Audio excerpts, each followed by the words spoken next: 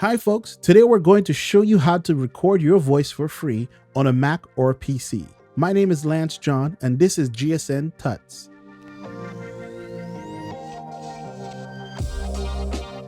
Before we get started, head on over to our channel and subscribe and hit that notification bell so you don't miss any of our content. Also, if you're into podcasts, check out our network at giftedsounds.com. The Rona has us all inside at the moment, but for a podcaster, this is somewhat normal. Some of us are always inside somewhere recording something, maybe at home or at a studio. The fancy ones record in public. Given our current circumstances, podcasters or folks getting started as one no longer have access to studios with all the bells and whistles. But if they have access to a computer, they can still push out content and they can do it for free. So let's get started. Okay, folks, let's jump right into Windows. This is a Windows 10 desktop machine that I am running. It's not a laptop or a tablet, so I know for a fact that you will be able to access this particular program on Windows 10 proper. I don't know of any other iterations that it's working on. It probably does work there. But if it does, it does. Shock to me. Anyway, but this is what the windows look like. It's simply just called voice recorder right here. Very simple interface. There's really not much else going on here. There's your standard, maximize, eggs, whatever at the top. And then you have some options down here. So most likely when you start this up, if you've never started up, it's probably going to ask you your microphone, ask permission to use your microphone. So if you have, say, an external webcam plugged in or some sort of other external mic or whatever the case may be, however your setup is, most likely it was going to ask you for permission. So to find this window or to get to this window, pretty easy. Just hit the Windows key on your keyboard and just type in the word voice, and it should be your best match at the top there. And you just hit that and this would start up. Like I said before, you have three options down here. One of them is your microphone setting. If it didn't ask you that question about asking for your microphone, you would go into there and probably fix that issue. So now, how do you record? Pretty simple. Just hit this button right here, and as you can see, the rings are moving and the timer moves. This is, like I said, very simple interface, nothing crazy. Pretty easy. And when you're ready to either stop or pause, or you can even plant a marker here, which will show up in programs like Adobe Audition, where you may have made a mistake or whatever the case may be. You can probably mark that ahead of time. So not bad pieces of stuff you can do here. Pretty simple, very easy. Now we're at 30 seconds. Just hit stop recording.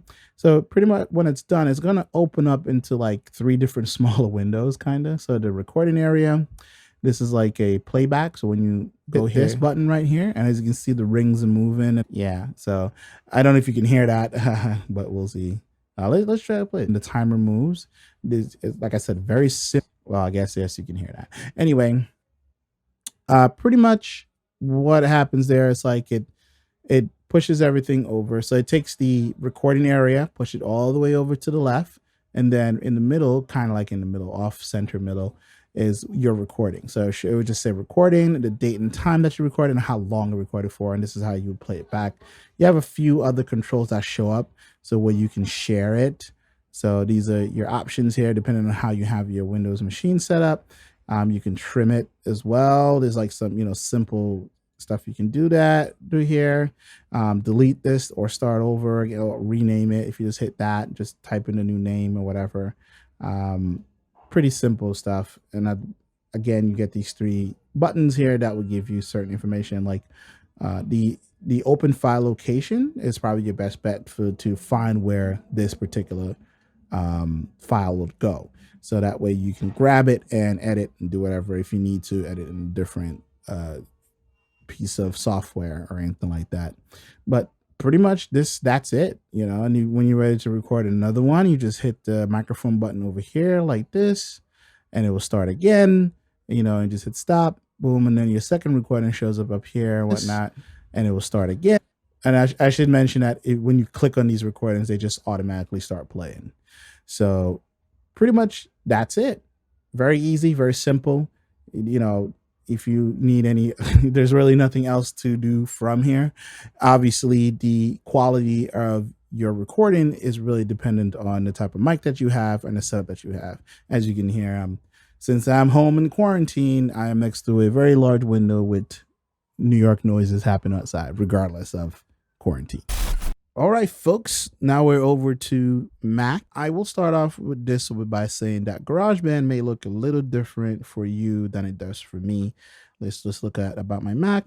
We're in Mac OS Catalina, the latest version, I believe, 10.15.4. This is a MacBook Pro from 2013. So, that sort of thing. So you can, after all these years, still kicking. Pretty much all you have to do here is just launch All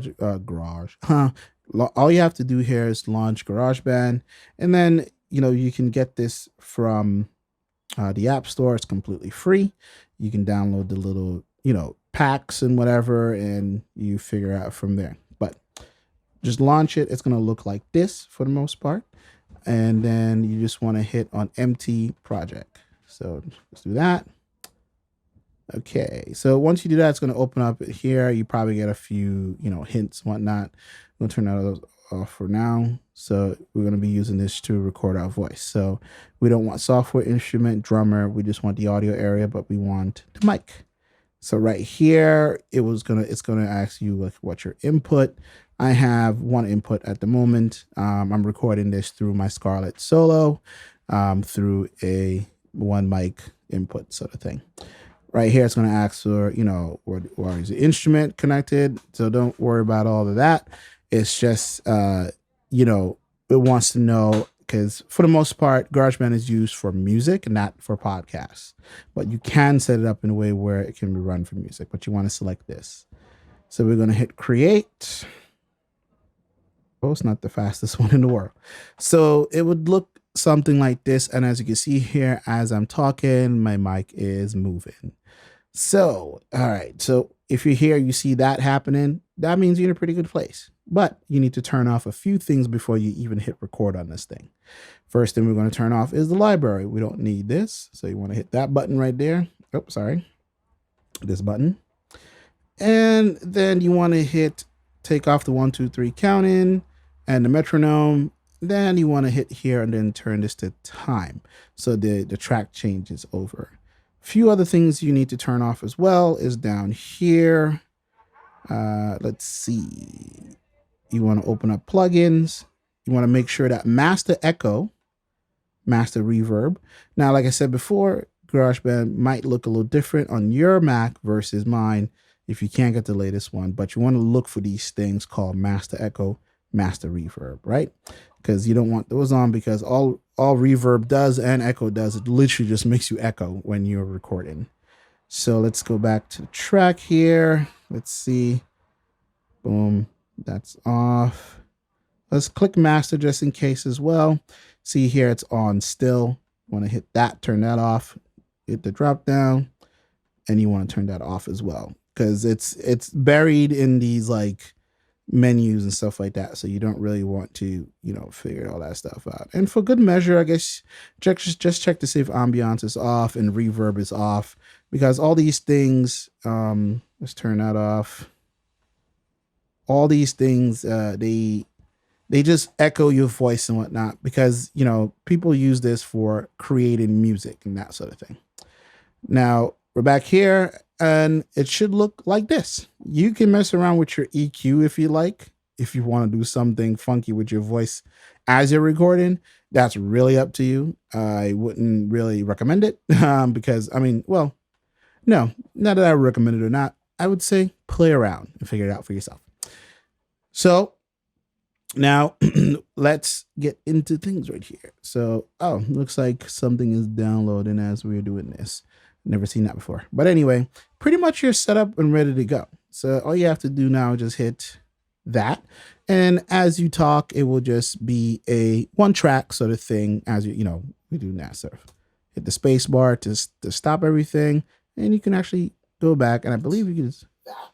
And as you talk. Right. So you're hearing that through the speakers of my laptop and not through this stuff here.